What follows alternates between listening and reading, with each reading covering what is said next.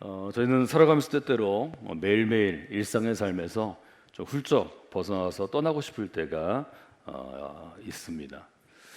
1년에 한두 번이 아니고 사실은 자주 있는 분들이 많다는 그런 고백을 듣게 됩니다.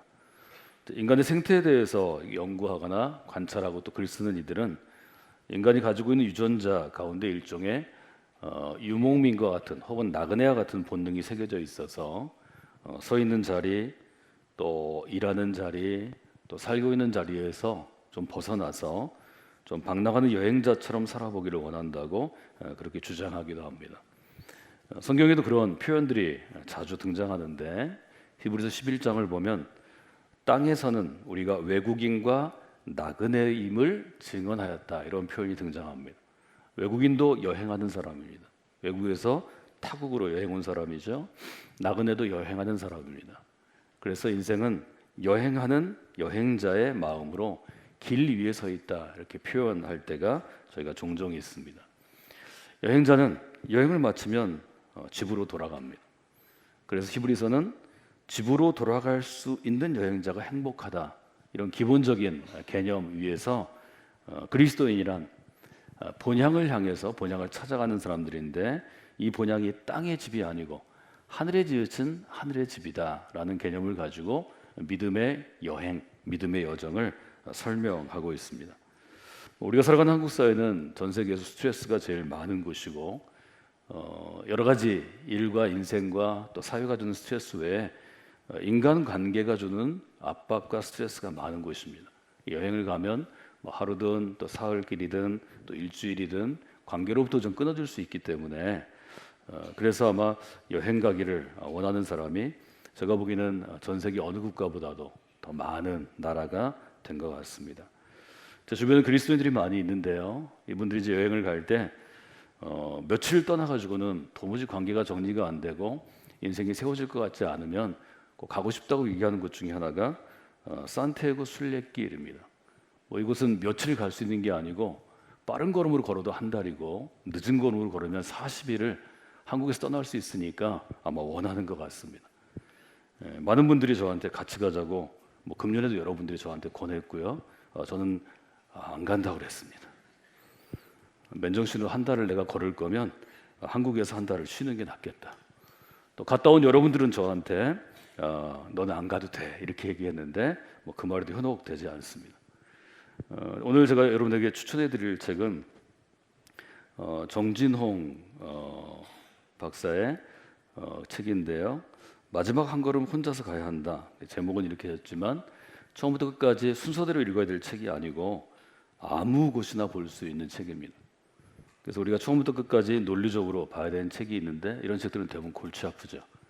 또 여름 덥기도 하고 아무데나 딱 집으면 되게 한 꼭지가 4페이지에서 길어야 5페이지 반 정도 되니까 아무 때나 펼쳐서 5분이면 한 꼭지를 읽을 수 있는데, 그 꼭지가 이분의 이력하고 잘 녹아져서, 이분은 특별히 세상을 보는 눈이 비교적 잘 정립되어 있는 분 중에 하나인데요, 또 글 쓰는 굉장히 좋은 능력이 있습니다. 글을 아주 맛깔스럽게 쓰고 주제가 분명하고 한국어 표현이 아주 적합하고 거기에 맞춰지는 예로 드는 스토리들이 아주 연결되는데, 저랑 비슷한 또래라서 소개하는 사람이나 아니면 인용하는 스토리가 절반 정도 겹치는 것 같습니다. 그래서 어떤 분이 이 정진홍 박사하고 제가 친분이 있냐고 물어보시는데 제가 모르는 분입니다.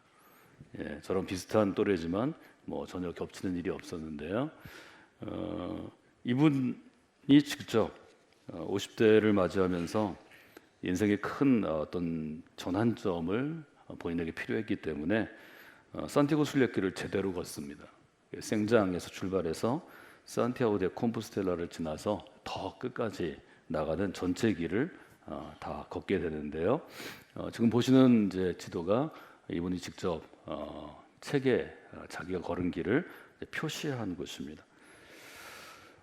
한 달 내내 매일 아침 일찍 새벽녘에 준비해서 출발해서 오후 태양이 너무 뜨겁기 때문에 하루 25km 정도는 꼭 걸어야 한 달 걸리는 길이지만 눈부라치는 산맥을 넘을 때도 있고 끝이 보이지 않는 평원과 같은 긴 길을 걸을 때도 있고, 또 조금 시간이 지나가면 뭐 한여름 아주 뜨거운 태양의 열기를 이겨내야 되기 때문에 아주 고생을 많이 하는 길입니다. 근데 수많은 한국인들이 지금 가장 많이 이 길을 지난 10년간 걷고 있습니다. 어떤 나라에서 온 순례자보다 더 많은 사람들이 사실은 이 길은 캐톨릭에서 성지 순례 예루살렘 가는 것이 불가능해졌을 때 이슬람과의 갈등이 역사적인 배경인데요. 그때 어떤 교황청이나 캐톨릭에서 우연이지만 어떤 정치적인 목적으로 사실은 처음에 만들어졌고 소개가 됐는데 한국에 몇 사람의 책이 소개되고 또 한국은 유명인사들을 따라잡기 삶을 많이 사는데 소개하면서 지난 10년간 정말 많은 사람들이 가고 뭐 TV 예능에서도 프로그램을 만들어서 순례객을 대상으로 프로그램을 방영하기도 했습니다. 이 길을 떠나기 전에 제가 여러분에게 길을 떠나지 않아도 반쯤은 여러분들이 체험할 것들을 미리 체험하는 좋은 안내서로 제가 이 책을 많이 권합니다. 정진원 박사가 지은 마지막 한 걸음 혼자서 가야 한다라는 책을 한번 여러분들이 읽고 생각하시고 결정한 다음에 떠나시면 좋을 것 같습니다. 이분은 몇 차례 직업을 바꿔 사셨는데 대학 교수로 일한 때도 있고 또 교수를 그만두고 일간신문의 논설위원으로 오랫동안 글을 썼고 또 한 기업체가 경영하는 유명 리더들을 위한 강의에서 가장 인기 있는 강의를 지난 10여 년 이상 해온 분이기 때문에 알만한 사람은 다 아는 한국 사회에 영향력을 주는 글 쓰는 이이고 또 강의하는 스피커입니다. 이분이 10여 년 동안 한 가지를 또 하고 50대가 돼서 삶을 좀 내려내겠다고 고민하는 와중에 일종의 터닝 포인트로 산티아고를 선택해서 이 50대 중년 남자가 걷고 오니까 10kg 살이 빠졌다고 그래요. 다이어트 하려고 산티아고 가시려면 저한테 오시면 빼드리도록 그렇게 하겠습니다. 뭐 산티아고 가서 여러분들이 한 달간 안 걸어도 교회에서 한 달간 죽도록 일하시면 살이 10kg 빠지십니다. 할 일이 많이 있습니다. 산티아고는 시간도 많이 들고 돈도 들고 실제로 굉장히 힘듭니다. 저랑 가까운 친구들이 몇 명 갔다 왔는데 저한테 절대로 가지 말라고 그랬어요. 너는 내 생각에 가다가 그냥 비행기 타고 오지 절대로 거기 안 걸을 거다 얘기하셨습니다. 이분이 갔다 와서 50일을 걷고 10kg 빠지고 매일 울었다고 그래요. 매일 울고 죽을 고생한 다음에 그때 찍은 사진, 메모한 글들 그걸 가지고 3달 동안 서재에 틀어박혀서 쓴 책이 이 책입니다. 오늘은 이제 제가 설교를 이제 줄여서 해야 되는 날이기 때문에 우리 찬양대와 함께 예배했기 때문에 오늘은 이 글의 구성만 좀 설명해 드리려고 합니다. 네 파트로 이제 나누어서 글을 정리했는데요. 여러분이 그 주제를 딱 보면 어떤 내용이에 따라 알 수 있습니다. 젊은 사람들에게 권하기는 뭐 효과가 없는 책이고요. 40대 이후가 보면 좋을 것 같습니다. 특별히 인생의 죽을 고비를 여러분 넘기신 분들이 보면 인생을 다시 한번 재정비하는 데 도움이 됩니다. 말하자면 저는 그냥 리디자인이란 말을 쓰는데요. 인생의 계획을 다시 하는데 좀 도움이 될 수 있고 이분의 배경이 기독교적인 배경이 많이 있기 때문에 글을 읽으면 제가 강조했던 것, 우리 교회가 강조하는 거하고 결이 같은 그러한 관점, 퍼스펙티브를 계속 발견하실 수 있습니다. 이분은 네 파트로 나눠 자기 글을 산티아고 여정에 맞춰 정리하는데 첫째는 결행입니다. 결단 뭐 이렇게 쓸 수도 있을 거고요. 이분이 말을 만들어 쓰기 때문에 아마 결행이라고 한자어를 쓴 것 같습니다.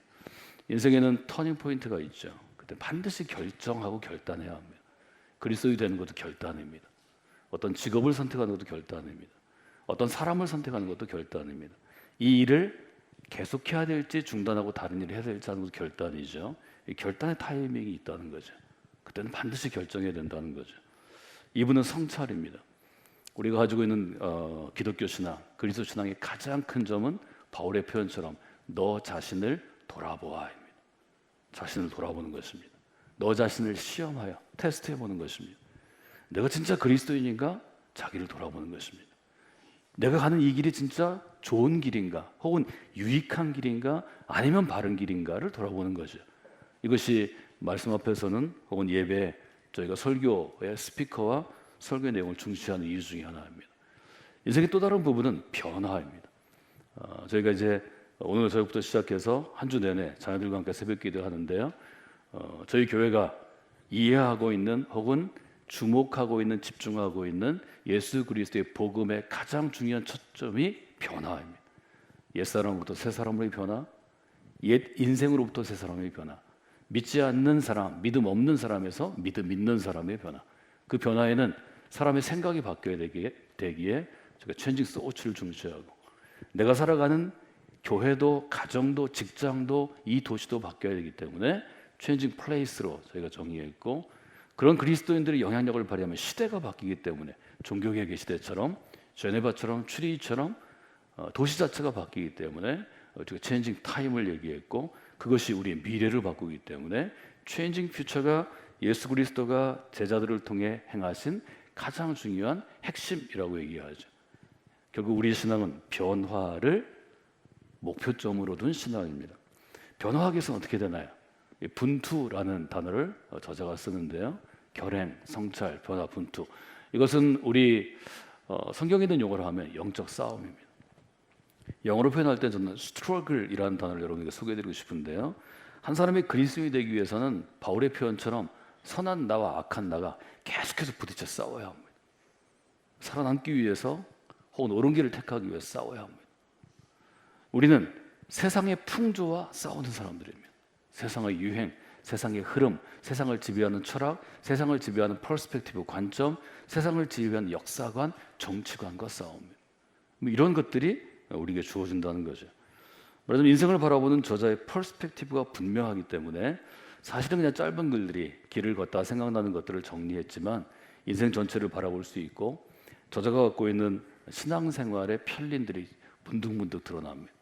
생각나는 이야기들을 제가 몇 가지 대표적으로 다음 설교에는 아마 소개할 수 있을 것 같습니다.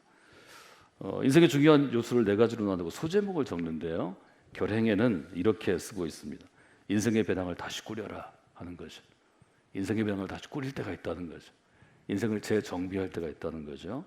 성찰의 경우에는 길을 걸으면서 그 터닝 포인트의 어떤 시점에서 내 안에 나침판을 주셨기 때문에 나침판을 믿고 자꾸 나가야 된다는 거죠. 남에게 있는 것을 부러워해서 그걸 붙잡아서 내 인생을 바꾸려고 하지 말고 이미 내게 주신 것, 예수님은 그것을 탤런트라고 하셨습니다. 탤런트, 하나님이 주신 무엇, 그것을 믿고 나아가라. 저희가 아이들에게 계속 강조하는 것은 하나님이 지금 너에게 무엇을 주셨는지 찾으라고 강조합니다. 우리 위해서 어린 시절을 보내고 청소년 시절을 보내고 청년 시절을 보낼 때 내게 주신 무엇, 우리가 흔히 재능이라고 얘기하지만 딱 재능만은 아니죠. 내게 주신 인격이 있고, 내게 주신 삶의 색깔과 특징이 있고, 내가 추구하는 삶에 무엇, 가치가 있는데 그걸 찾아야 되는 거죠. 그 다음은 그 찾은 걸 가지고 변화해야 됩니다.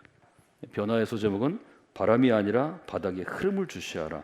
제가 한번 설교한 기억이 있는데요.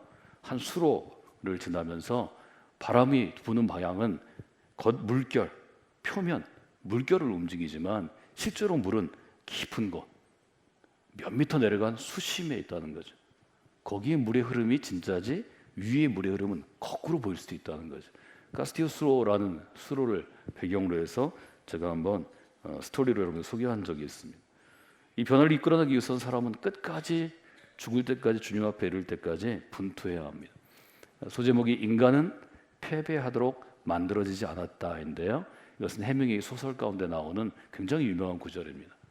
그 소설의 이름은 노인과 바다입니다. 제가 가끔 해밍웨이에 대해서 얘기할 때 여러분이 제일 잘 아는 내용이기 때문에 노인과 바다를 인용하죠. 아까 우리 김정은 장로님이 퀴즈 내셨는데 퀴즈 들어가야 되겠습니다. 해밍웨이의 노인과 바다의 주인공 노인의 시점에서 이제 자기 얘기를 하는 건데요. 노인의 이름은 무엇일까요? 예, 차장돼서 금방 나왔어요. 왜? 이전 시간에 들었으니까. 여러분들이 열등감을 가질 필요가 없어요. 이미 1시간 전에 들은 거를 대답을 못하시면 그건 본인들을 의심해야 합니다. 치료가 필요한 거죠. 차장돼서 맞췄으니까 박수를 해주시면 좋겠습니다. 단 제가 이미 알려드린 거기 때문에 비슷한 설교를 또 들으시는 거기 때문에 선물은 없습니다. 산티아고예요. 해밍웨이도 산티아고의 순례길을 생각하며 그 노인의 시점에서 인생을 얘기했다는 거죠. 그걸 여러분들이 한번 돌아보시면 좋을 것 같습니다. 오늘 제가 설교 한 편을 다 전하기에는 짧은 시간이기 때문에 다음 설교로 이어져서 이 책하고 우리가 신앙의 문제를 한번 나눠봤으면 좋겠습니다. 내일부터 2019년 부모와 자녀가 함께하는 새벽기도회가 한 주 동안 진행됩니다. 저는 여러분들 계속해서 강조해 왔습니다. 지난 15년 동안 믿음의 부모가 해줄 수 있는 게 뭐 있을까? 저도 아이가 셋 있고요. 둘은 이미 장성해서 이제 독립을 해야 하고 막내만 제 그늘 아래 있지만 이 아이도 3년 후면 떠나가게 될 것입니다. 15년 동안 강조해온 신앙의 원칙은 믿음의 부모가 할 수 있는 것은 아이들이 달려갈 수 있는 인생의 일종의 기찻길, 제가 트랙이라고 말씀을 드렸습니다. 우리는 요즘에 자동차를 많이 이용하는데요. 자동차는 도로 위에 있으면 차선이 있긴 하지만 차선을 벗어나서 일단 갈 수 있습니다. 차선을 벗어나도 차가 전복되는 것은 아닙니다. 넘어지는 건 아닙니다. 근데 기차는 기차의 트랙을 벗어나면 넘어지는 것입니다. 저는 이 분투해야 되는, 스트롤링 해야 되는 한국 사회, 험난 한국 사회 가운데 우리 아들이 평생 그래도 믿음을 좀 생각하며 믿음의 사람을 살아가려면 평생토록 부모들이 기도의 트랙을 미리 좀 준비해야 된다고 생각합니다. 부모의 기도길 위로 자녀의 인생이 달려가는 것입니다. 우리는 자녀의 인생을 준비하기 위해서 아이들에게 좋은 경험을 많이 하게 합니다. 좋은 마음을 품고 우리 다양한 예술을 하기 위해서 피아노도 바이올린도 가르쳐보고 여행도 데리고 다니고 여러 가지를 하고요. 그 다음에 좋은 학교 보내기 위해서 우리가 최선을 다해서 학원도 보내고 과외도 시키고 또 아이들과 여러 가지 일들을 합니다.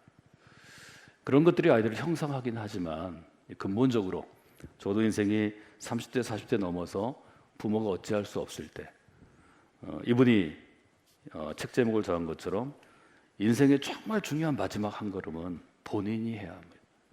부모가 대신 걸어줄 수 없습니다.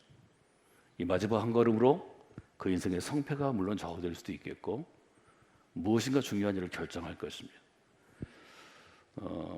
이 저자가 마지막 한 걸음 혼자서 가야 한다를 책 제목으로 뽑은 이유를 책 전체를 한번 다 보시면 이해할 수 있습니다.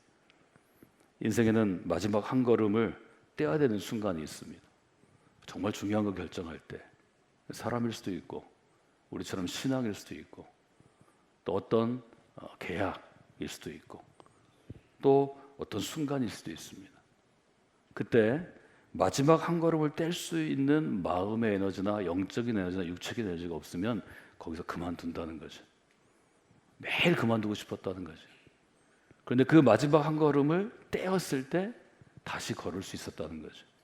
변화의 끝은 어떤 것인가요? 뉴 비기닝, 새로운 출발입니다. 성경의 분명한 메시지입니다. 힘들고 어려웠던 이스라엘 사람들에게 하나님 이사야를 통해서 보라, 내가 새 일을 시작하겠다. 그리고 이루어 주겠다고 말씀하셨습니다. 뉴 비기닝은 그 새 일을 영어로 번역한 번역 중에서 제가 따온 것입니다. 바울을 통해서 하나님께서 하신 일은 새로운 일이었습니다. 바울은 유대교 열정적인 리더였고 유대교의 미래를 책임질 만한 인물이었지만 하나님은 그를 붙잡으셔서 유대교의 적이 되게 하십니다. 유대교의 원수가 되었습니다. 유대교에서 바울을 잡아서 추적해서 체포하거나 죽이려는 킬러들을 일종의 만들어서 추적하는 그런 사람이 되었습니다. 수십 번 죽을 뻔했죠. 그럼 바울을 통해서 하나님께서는 낡은 유대교가 아니라 새로운 예수 그리스도의 신앙, 우리가 그냥 기독교라고 부르지만 그리스도의 길을 열어놓으셨습니다. 그것들을 통해서 우리가 이제 보게 되는 것들이 많이 있죠. 우리가 7월과 8월 두 달 동안 느헤미야를 함께 읽었습니다. 느헤미야에는 지금 이 저자가 산티아고 길을 걸으면서 인생을 넷으로 나누어서 결행, 성찰, 변화, 분투 이렇게 쓰고 있는데요. 이 부분이 아주 명확하게 드러나 있습니다. 느헤미야는 인생의 짐을 다시 꾸린 사람입니다. 페르시아 왕의 총애를 받는 신하로 아주 평안하고 배부르게 잘 살다가 갑자기 떠나온 조국을 위해서 모든 것을 버리고 예루살렘으로 돌아갑니다. 쉬운 일이 아니었지만 그 결단에는 하나님의 도우심과 본인의 노력과 헌신이 있었습니다. 느헤미야는 어떻게 그런 결단을 할 수 있을까요? 느헤미야는 자기를 계속 돌아보는 사람이었습니다. 자기를 성찰하는 사람이었습니다. 두 번째 테마라고 제가 생각을 합니다. 그래서 느헤미야 1장과 2장은 인생의 결정을 앞둔 느헤미야의 고민과 설창이 잘 드러나 있습니다.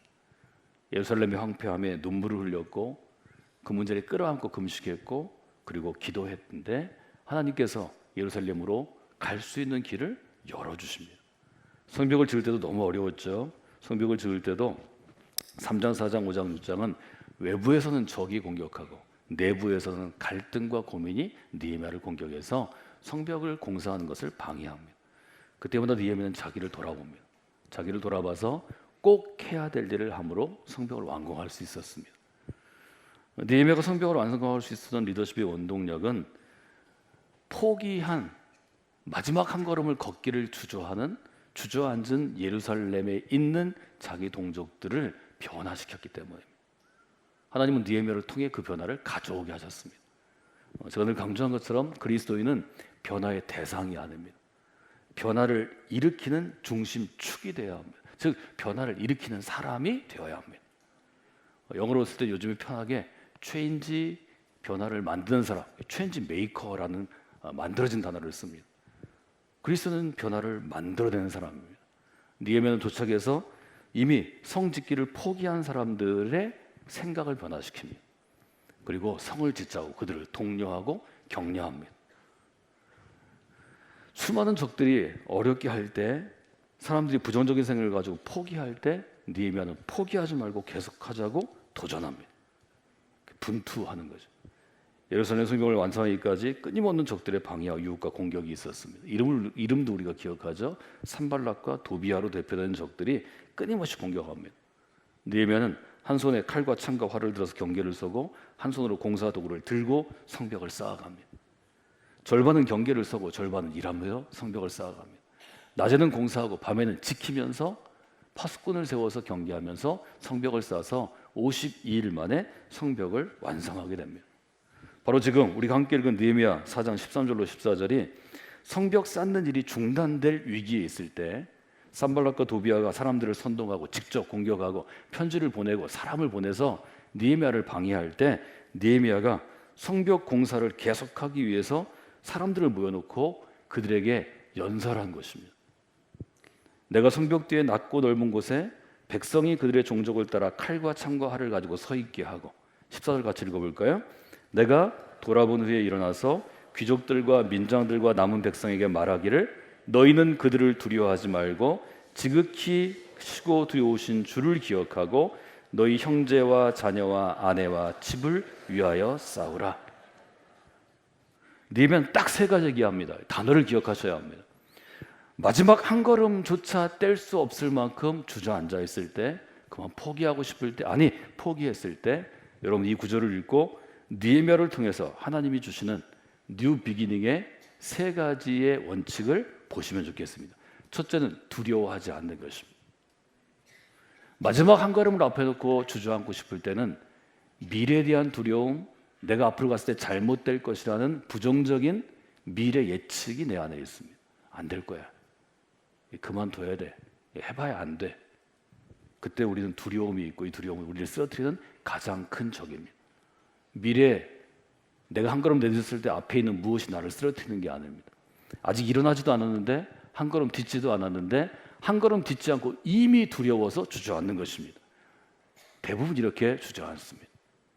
저자는 성경을 인용하지는 않지만 마치 믿음의 땅을 앞에 두고 약속의 땅을 앞에 두고 주저앉을 뻔했던 여호수아에게 하나님이 힘을 북돋아 주는 것처럼 두려워하지 말라 이 얘기를 합니다. 느헤미야가 바로 포기하고 싶은 예루살렘의 유대인들에게 두려워하지 말라 얘기합니다. 두려워하지 않아야 될 근거가 무엇인가 하면 두 번째는 기억입니다. 기억하라. 뭘 기억하나요? 포로로 잡혀간 느헤미야를 왕의 허락을 얻어서 여기까지 보내신 그분을 기억하라. 하나님을 기억하라는 것입니다. 하나님에 대해서 이렇게 쓰죠. 지극히 크신 하나님을 기억하라. 지극히 경외를 해야 될 하나님을 기억하라. 크고 두려운 하나님을 이렇게 얘기합니다. 두 번째는 기억해야 합니다. 아이들에게 이 새벽에 나온 것이 아이들은 졸리기도 하고 잠도 자기도 하고 한 번은 효과가 없을 것입니다. 어린 시절, 10대 시절, 20대 시절 적어도 20년에서 30년을 부모와 함께 그래도 여름과 겨울에 새벽 기도한 아이들은 기억하게 될 것입니다. 그 새벽을 기억해야 마지막 한 걸음을 걸어갈 힘이 생기는 것입니다. 이 기억이 없이는 절대로 믿음의 사람으로 완성되지 않습니다. 느헤미야 2장에 보면 예루살렘으로 오는 허락을 왕에게 받아낼 때 목숨을 걸고 왕에게 얘기합니다. 왕이 묻죠. 느헤미야, 너 얼굴이 달라졌다. 몇 달 전까지 얼굴이 좋았는데 요즘 얼굴이 안 좋은데 너 무슨 문제 있지? 왕이 묻습니다. 그때 대답을 잘못하면 왕이 느헤미야가 반역할 마음을 품었다고 의심할 수 있는 상황이었습니다. 그때 성경은 그렇게 기억합니다. 느헤미야가 잠깐 하나님께 기도했습니다. 그리고 왕에게 자기 사정을 이야기했습니다. 하나님을 기억할 만한 경험이 쌓이지 않고는 하나님을 기억하는 것은 불가능합니다. 오래 믿은 신앙, 부모로부터 믿은 신앙, 우리가 모태신앙이라고 부르는데요, 부모님이 전해준 신앙 앞에 살아가는 아이가 하나님의 경험을 매년 매일매일 기억하고 살아나면 그 사람이 40대 50대가 돼서 진짜 건강한 신앙을 지나면 세상이 감당치 못할 그리스도인이 됩니다. 중간에 믿은 사람은 전혀 다릅니다. 견디어내는 힘이 생깁니다. 버텨내는 힘이 생깁니다. 마지막 한 걸음을 주님의 손을 붙잡고 반드시 걷게 됩니다. 이 저자는 마지막 한 걸음을 혼자서 가야 한다 이렇게 썼습니다. 제가 혹시 이 저자의 책을 수정하고 첨삭할 수 있다면 마지막 한 걸음은 주님과 함께 가야 합니다. 그게 믿음입니다. 마지막 한 걸음을 혼자 갈 만한 용기 있는 사람이 누가 그렇게 있겠습니까? 바울도 마지막 한 걸음을 주님과 함께 갔습니다.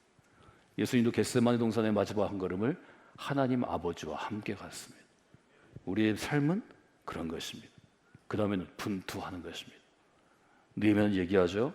너희 형제를 위해, 너희 아들과 딸을 위해, 너희 아내와 남편을 위해, 너희 가정을 위해 싸워라. 그래야 우리가 예루살렘 성에서 살아날 수 있다는 것입니다. 여러분, 믿음은 싸우는 것입니다. 하나님을 잘 믿고 하나님의 은혜 가운데 살아가는 모든 것들을 방해하는 세력과 싸우는 것입니다. 왜 싸워야 되나요? 우리 아이들이 믿음으로 또 살아가야 되기 때문입니다. 우리 아들과 딸을 위해 싸우는 것입니다. 내 형제와 자매를 위해 싸우는 것입니다. 그리고 우리 믿음의 공동체, 성광교회 지난 몇 년간, 10년간, 20년간, 30년간 우리 함께했던 우리 믿음의 가족들을 위해 오늘도 우리는 믿음을 세우기 위해 싸우는 사람들입니다. 세 가지 단어를 기억하셔야 합니다. 두려워하지 말아라, 기억해라, 싸워라. 너무 중요한 말입니다. 이 세 가지 말을 아이들의 영혼과 심장 속에 새기기 위해서 우리가 한 주 동안 아이들과 함께 기도하려고 노력하는 것입니다. 우리 자녀들의 인생도 마지막 한 걸음은 우리와 함께 하지 못할 것입니다. 그러나 주님과 함께 할 수 있습니다. 믿음 있는 부모가 해줄 수 있는 것은 어떤 것인가요? 미리 주님과 함께 할 수 있도록, 주님을 기억할 수 있도록, 마지막 한 걸음을 뛰었을 때 오는 결과를 두려워하지 아니하도록 우리가 기도로 기초를 세워주는 것입니다. 여러분 잊지 마십시오. 여러분 이번 한 주간 마음으로 세우는 기도의 길 위로, 기도의 트랙 위로 여러분의 자녀의 인생이 힘차게 달려갈 것입니다. 그리고 혹 마지막 한 걸음을 걸어야 될지 말아야 될지를 결단한 순간이 됐을 때 하나님께서 그 발걸음을 인도해 주실 것입니다.